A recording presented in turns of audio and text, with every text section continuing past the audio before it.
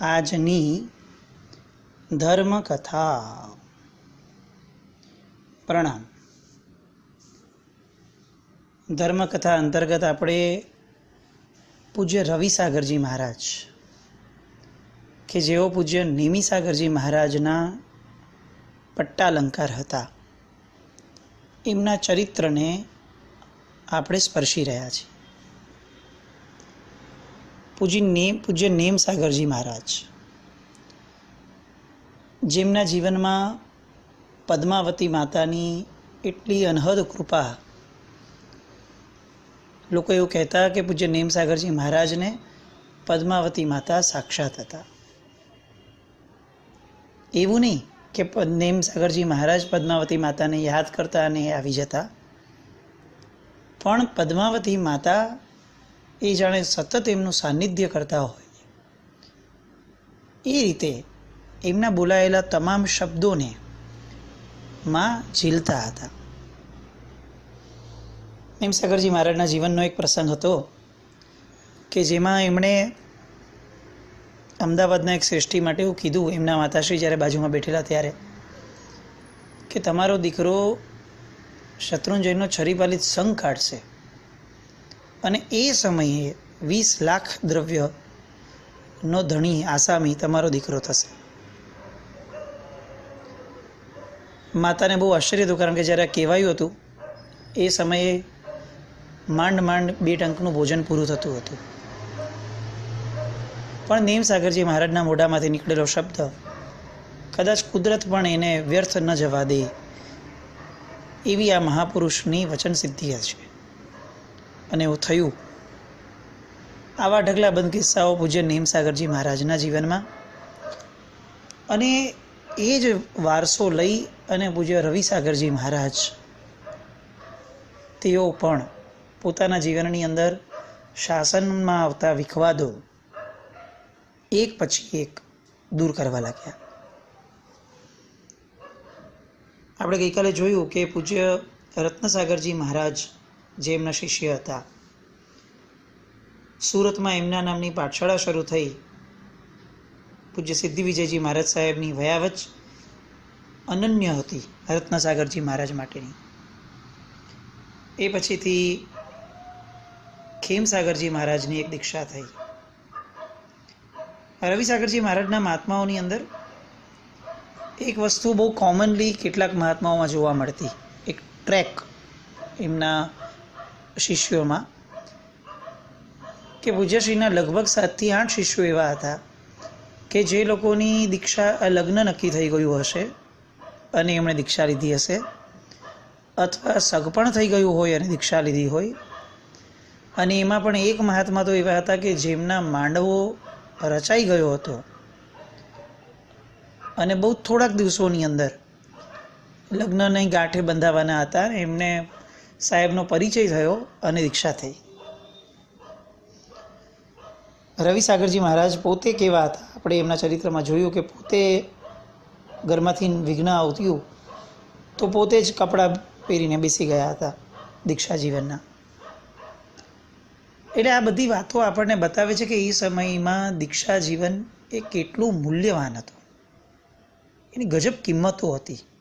આજે આપણે બધા બળભાગી છીએ કે બહુ સહજપણે આટલી બધી દીક્ષાઓ થતી જોવા મળે છે, પણ એ સમયમાં એક એક દીક્ષાઓની નોંધ લેવાતી અને કિંમતો થતી હતી. પૂજ્ય શાંતિસાગરજી મહારાજ એમની દીક્ષા થઈ. એ પછીથી શાંતિસાગર મહારાજની ભાવનગરની અંદર વડી દીક્ષા થઈ. યતિ લોકો ખૂબ આ બધા મહાત્માઓ જે નવા થતા એમની પાછળ પડી અને એમને હેરાન કરવાના પ્રયત્નો કરતા. પણ પૂજ્યશ્રીનું પોતાનું જીવદળ એવું અને જ્ઞાનનું એક્સપ્રેશન એવું કે યતિઓ કે કોઈ બી વ્યક્તિઓ સાહેબ સામે ટકી નહોતા શકતા. પાલનપુર સાહેબે એમના જીવનની અંદર 4 ચોમાસા પાલનપુર કર્યા. પૂજ્ય ગુણસાગર મહારાજ, પૂજ્ય મણિસાગરજી મહારાજ,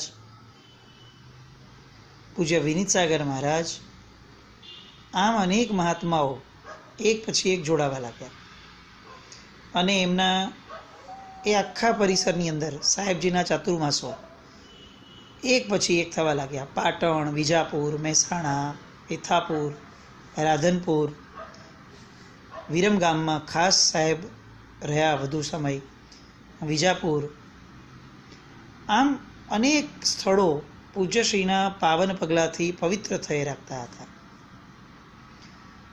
સાહેબની નિશામાં ચરિપાલિત સંઘો ઘણા નીકળ્યા. ઉપધ્યાનની માળાઓ પણ ઘણી થઈ. એમાં ભોયણીનો જે સંઘ સાણંદથી નીકળ્યો હતો એ સાહેબના જીવનનો એક યાદગાર સંઘ કહી શકાય. એટલો સરસ સાહેબના જીવનમાં એ સંઘ જાઓ જલાલીપૂર્વક નીકળ્યો હતો. સાહેબ દ્વારા ઘણા બધા સાધ્વીજી ભગવંતો એટલે કે શ્રાવિકાઓની પણ ઘણી બધી દીક્ષાઓ થઈ હતી. એવા પણ ઉલ્લેખ સાહેબજીના જીવનમાં આવે છે. વિજાપુરની અંદર સાહેબ ચાતુર્માસ હતા. એમની પ્રેરણા દ્વારા એક શ્રાવકે 2 મહિનાના ઉપવાસ કર્યા હતા. આમ અનેક લોકો પૂજ્યશ્રીની વાતોને ઝીલવામાં ખૂબ પોતાની જાતને બળભાગી ગણતા હતા. અનેક ચોમાસા થયા. હવે સાહેબજીની તબિયત થોડી લથડી. સંવત 1954ની જેઠ વદ 10મનો દિવસ અને એ દિવસે સાહેબને રાત્રિના સમયમાં શ્વાસ ઉપડ્યો.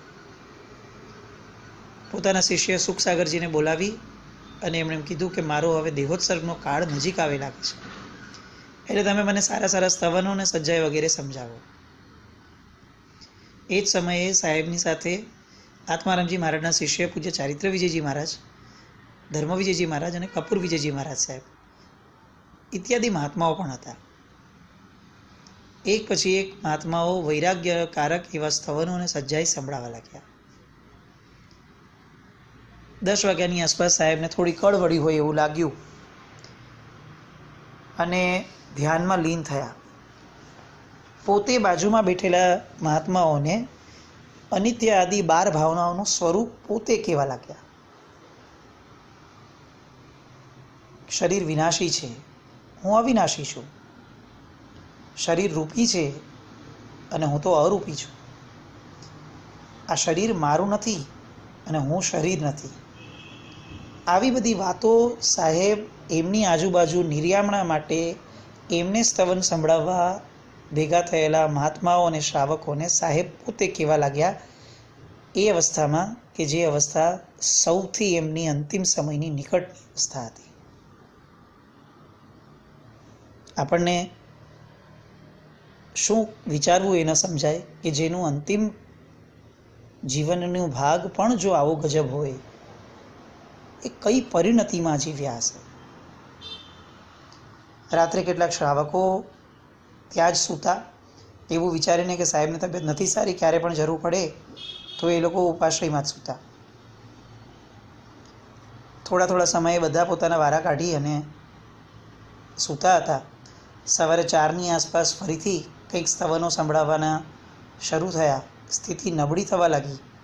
સાહેબને પણ એમ લાગ્યું કે હવે મારો અંતકાળ નજીક છે, એટલે એમણે એના અંતિવાસી શ્રાવકોને કહી દીધું કે હવે મને સૌથી પહેલાં પ્રતિક્રમણ કરાવડાવો અને પછીથી પાર્શ્વનાથ ભગવાનના દર્શન કરાવો.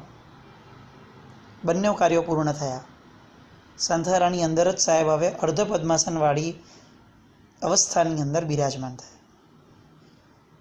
આત્મસમાધિની અંદર લીન થયા.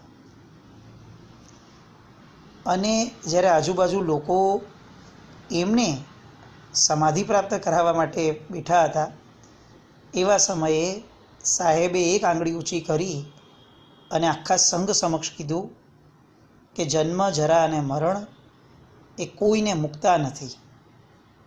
બસ ધર્મના ધ્યાનમાં ધ્યાન રાખજો. પરભવમાં ધર્મ જ સહાયક કારક છે. સાહેબ આવું બોલ્યા આખા સંઘ માટે. આંખ બંધ થઈ, પાછી ખુલી, પાછું જો આંખ ખુલી બંધ એમ ઉઘાડ બંધ થવી 2-3 વાર. સુખસાગરજી મહારાજ જે બાજુમાં બેઠા હતા એમની આંખમાં તો દળદળ આંસુ જતા હતા. સાહેબે ફરીથી આંગળી ઊંચી કરી અને સુખસાગરજી મહારાજને કીધું કે તમારે તો મને મારો અંત સમય છે, માટે છાતી દ્રઢ કરી અને તમારે મને ધર્મ સંભળાવવો જોઈએ. સુખસાગરજી મહારાજને પણ આ વસ્તુ રિયલાઇઝ થઈ અને રુદન બંધ કરી અને એ નવકાર સંભળાવવા લાગ્યા. નગર શેઠ વગેરે પણ બધા ભેગા થઈ ગયા હતા અને ત્યારે મહારાજજીએ બહુ સહજપણે એ નગર શેઠને સામે રાખી અને કીધું કે સકળ શ્રી સંઘ સંપ ધારણ કરીને ચાલજો. સંઘની અંદર લડાઈ કે ટંટા ચલાવવામાં ના આવે. જ્યાં સુધી આ ગામમાં સંપ છે ત્યાં સુધી બધું સારું રહેશે. અને એમની બાજુમાં રહેલા મહાત્માને એમણે કીધું કે જ્યાં સુધી મારા જમણા હાથનો આ અંગૂઠો ચાલતો રહે ત્યાં સુધી હું શુદ્ધિમાં છું એવું જાણજો. અને બધાની હાજરીમાં હવે નાડી હળવે હળવે ધબકારા ઓછા થવા લાગ્યા. સાહેબ ધ્યાનની અંદર હવે આરૂઢ થયા અને નવકારનો સ્વર ખૂબ ઊંચો થવા લાગ્યો આજુબાજુના લોકોમાં. એવા સમયે સવારના ચડતા પોરમાં 6:30 વાગ્યે જ્યારે અમૃત સિદ્ધિ યોગ થયો એ સમયે આ ક્ષણિક દેહનો ત્યાગ કરી અને રવિસાગરજી મહારાજ દેવલોક ગમન કર્યા. આપણને એમ લાગે કે આ મહાપુરુષનો અંતિમ સમય કેવી ટેરિફિક જાગૃતિપૂર્વકનો છે. આપણે તો અંતિમ સમયે કદાચ કોઈને શું સલાહ આપશું, આપણે શું વિચારશું એ પણ નથી ખબર.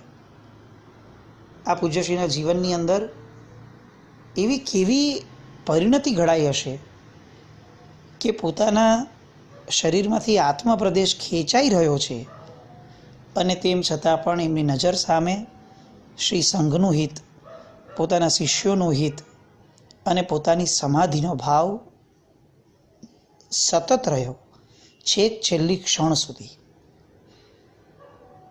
આ બતાવે છે કે મરણ સમયના દુઃખ કરતાં પણ એમનું આત્માનું સુખ અને એનું અનુભવન એ અત્યંત વિશાળ હતું.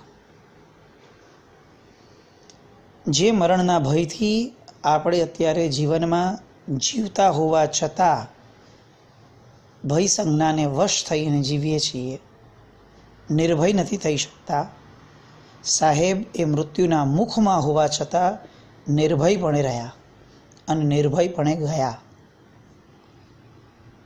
ધર્મ શું આપે? ધર્મ નિર્ભયતા આપે. નમોત્તોળમ સૂત્રની અંદર પણ સૌથી પહેલું માંગ્યું ભગવાન અભય દયાણમ, પછી ચક્ષુ દયાણમ, પછી મગ્ગ દયાણમ. સૌથી પહેલાં તો નિર્ભયતા. નિર્ભયતા હશે તો વિચારવાની દ્રષ્ટિ આવશે અને પછી એ દ્રષ્ટિ એટલે કે ચક્ષુ મળશે તો મુક્તિનો માર્ગ દેખાશે. આપણે ખરેખર ધર્મ સેવતા વખતે અને ધર્મ સેવ્યા પછી આ વિચારતા રહેવું જોઈએ કે આ ધર્મની ખુમારી એ આપણને નિર્ભયતા આપે છે ને. પૂજ્ય યશોવિજયશ્વરી મહારાજ સાહેબે જે સુંદર મજાની વ્યાખ્યાઓ લખી છે, ગઈ દીનતા સબ હી હમારી પ્રભુ તુજ સમકિત દાન મેં. સમ્યક દર્શન એ જ છે કે જે લાચારીને કાઢી નાખે. વિષયોમાં સુખ આ લાચારી નહીં. સુખ એ મારા બાપનું, મારું સ્વાધીન. પ્રસન્નતા એ મારી પોતાની, એ કોઈ તત્વ અથવા પરિસ્થિતિથી ન બદલાય. આવી જે ધારા પૂજ્ય રવિસાગરજી મહારાજમાં આપણે જોઈ, એ આપણને એવું લાગે કે રવિસાગરજી મહારાજ અત્યારે જ્યાં છો આપ ત્યાંથી અમારી ઉપર આટલી કૃપા કરો કે અમને તમારા જેવું સમાધિ મૃત્યુ આપો, તમારી જેવી જાગૃતિવાળું મૃત્યુ આપો. થોડા જ સમયની અંદરમાં હજારો લોકો સાહેબના અંતિમ અગ્નિ સંસ્કાર માટે ભેગા થયા. એક ખેતર વેચાતું લઈ લીધું એ જ ગામની અંદર અને લગભગ 11 વાગ્યાના સુમારે સાહેબને પાલખી તૈયાર કરી અને ત્યાંથી લઈ જવામાં આવ્યા. મહાપુરુષને જ્યાં જ્યાં 11,000 માણસો ભેગા થયા આવો ઉલ્લેખ આવે છે.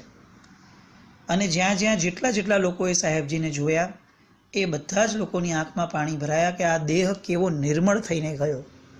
આ દેહ થકી જીન શાસનમાં સમાજમાં કેટલી બધી ઉન્નતિ આવી અને કેવી પવિત્રતાને ધારણ કરી અને પોતે ગયા છે.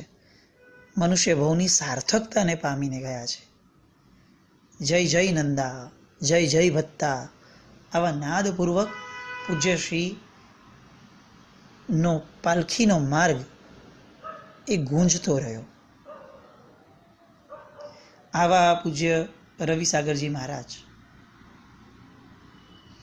એમની યાદગીરીમાં અગ્નિ સંસ્કાર થયા પછી ગામ આખો સંઘ ફરી પાછો ઉપાશ્રય આવ્યો, ત્યાં દેવવંદન કર્યા અને ત્યારથી લઈને 8 દિવસનો મહોત્સવ શરૂ કર્યો.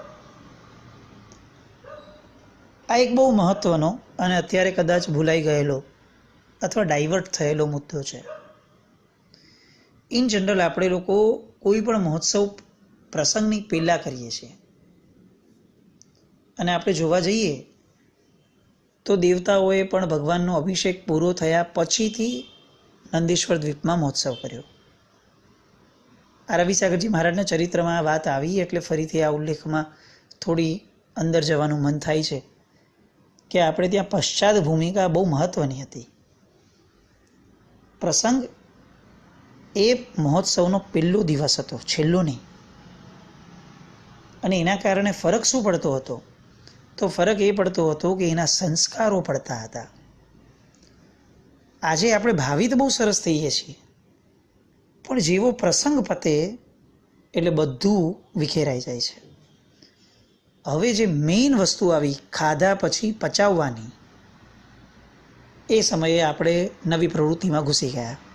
એટલે જૂની પ્રવૃત્તિ પચાવવાની, જે આખી પચાવ્યા પછીથી એને મમડાવવાની અને એમાંથી લોહી ઉત્પન્ન કરવાની જે એક આખી ધારા હોવી જોઈતી હતી, એ ધારા શરૂ જ ન થાય. કારણ કે આપણી માટે પ્રસંગ પૂરો ઇઝ ઇક્વલ ટુ બધું જ પૂરું. જ્યારે રવિસાગરજી મહારાજના ચરિત્રમાં પણ આ વસ્તુ જોવા મળે છે કે સાહેબનો અગ્નિ સંસ્કાર થયો અને એ પછીથી 8 દિવસનો મહોત્સવ સુકૃત માટે થયો. સુકૃતનું અનુમોદન અતિશય મહત્વની ક્રિયા છે. પાપનો પશ્ચાતાપ એ જેટલો જરૂરી છે એટલું જ જરૂરી સુકૃતનું અનુમોદન પણ છે. એ આપણને આવા ઘણા બધા દ્રષ્ટાંતો પરથી સમજવા માટે મળે છે. પૂજ્યશ્રીના જીવનની અંદર અનેક જગ્યાઓએ સેંકડો માસકલ્પ સાહેબે કર્યા, અનેક ધાર્મિક કાર્યો કર્યા. કેટલીય જગ્યાએ દેવદ્રવ્ય વગેરેના જે સ્પષ્ટતા લોકોમાં નથી એ કરાવડાવ્યું. રવિસાગરજી મહારાજનું નામ જ્યારે જ્યારે આવશે ત્યારે ચંદરવા બાંધવાની જે પ્રક્રિયા છે એ હંમેશા એમની સાથે લખાશે. કારણ કે સાહેબનો સખત આગ્રહ આ ચંદરવા બાંધવા માટેના રહેતા હતા. અનેક સ્થળોમાં સાહેબે અનેક પ્રકારના સુધારા વધારા કરાવડાવ્યા. પાંજરાપોળો, ભગવાનના જિનાલયોની પ્રતિષ્ઠા, છરીપાલિત સંઘના ઉપદેશો, ઉપધ્યાન વગેરે અનેક કાર્યો થયા. સાહેબનું વિહારનું ક્ષેત્ર લગભગ મહેસાણા, પાટણ, પાલનપુર, વિરમગામ, માણસા, વિજાપુર એ આખો એરિયા, પ્રાંતિજ, પેથાપુર, સાણંદ, ઈડર, કર્ણાવતી, આ બધા ક્ષેત્રોની અંદર સાહેબ વધુ ને વધુ સમય રહ્યા. પોતાના ગુરુની પાછળ એમણે પણ લોકોની અંદર એવો પ્રકાશ પાથરવાનો પ્રયત્ન કર્યો કે એમના પરિચયમાં જે આવતા એ સતત બોલતા કે રવિ એ રવિ જ. એ સમયના વિદ્યમાન ગુરુ ભગવંતો બુટીરાયજી મહારાજ, વૃદ્ધિચંદ્રજી મહારાજ, જયાનંદ સુરી મહારાજ સાહેબ, મૂલચંદજી મહારાજ, વૃદ્ધિચંદ્રજી મહારાજ, ગુમાન વિજયજી મહારાજ, રત્ન વિજયજી મહારાજ, પન્યાસ સિદ્ધિ વિજયજી મહારાજ, પ્રતાપ વિજયજી મહારાજ, પન્યાસ દયાળ વિમળજી, ભ્રાતૃચંદ્રજી મહારાજ, મોહનલાલજી મહારાજ, નીતિ વિજયજી મહારાજ, અમૃત વિવલજી મહારાજ, આ બધા મહાત્માઓએ પણ રવિન્દ્રસુરી મહારાજ, રવિસાગરજી મહારાજની 4 મોઢે પ્રશંસા કરી છે. કારણ કે એ સમયનો સૌહાર્દ, એકબીજા પ્રત્યેની લાગણીઓ બહુ નિષ્પાપ હતી. કોઈ દંભ નહોતો, નિર્દંભતા સાથેના જીવનો હતા. આવું એક મહાન ગુણ ધરાવતું વ્યક્તિત્વ આ મનુષ્ય લોકથી વિદાય પામ્યો. એમના જીવનની અંદર એક બહુ મહત્ત્વનો પ્રસંગ ગઈકાલે આપણે આ ઉલ્લેખ કરીને પછી રહી ગયેલું કે સાહેબજી વિજાપુરમાં હતા ત્યારે મુસલમાનોના ઘરોની નજીક સાહેબ ઠલ્લે ગયા હશે.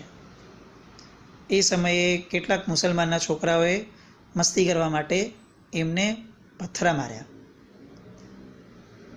અને એવા જોર જોરથી પથ્થરા માર્યા કે જેના કારણે સાહેબને લોહી નીકળતું થયું શરીરમાંથી. મૂઢ માર લાગ્યો. શ્રાવકોને જાણમાં વાત આવી અને તરત જ એમણે પૂજ્યશ્રીને જોડીમાં ઉપાડ્યા અને ઉપાશ્રય લઈ આવ્યા. એટલી ભયંકર સ્થિતિમાં સાહેબ રહ્યા કે પોતે પોતાની રીતે ચાલીને પણ જઈ શકે એવા ન હતા. આટલો માર સાહેબે ખાધો. તેમ છતાં પણ હવે જ્યારે સંઘે મુસલમાનો માટે મહાજને ભેગું થઈ અને મુસલમાનનો બોયકોટ કરવાનું અને એમને આની સજા આપવાનું નક્કી કર્યું, એવા સમયે પૂજ્યશ્રીએ મહાજનને ઉપદેશ આપીને ઠરાવ ન જ થવા દીધો એવો અને મુસલમાનોના આગેવાનોને પોતે મળી અને સુલે કરાવી અને મુસલમાનોને તક આપવા માટે મહાજનને કીધું. અને ઇતિહાસ સાક્ષી છે કે એ ગામમાં મુસલમાનોએ ત્યારબાદ સાહેબને ગુરુવંદન કર્યા છે, કારણ કે સાહેબની આ ઉદારતા જોઈ અને બધા પીગળી ગયા હતા. આ હતું ચારિત્ર પૂજ્ય રવિસાગરજી મહારાજનું, આ અંદરનું જીવદળ.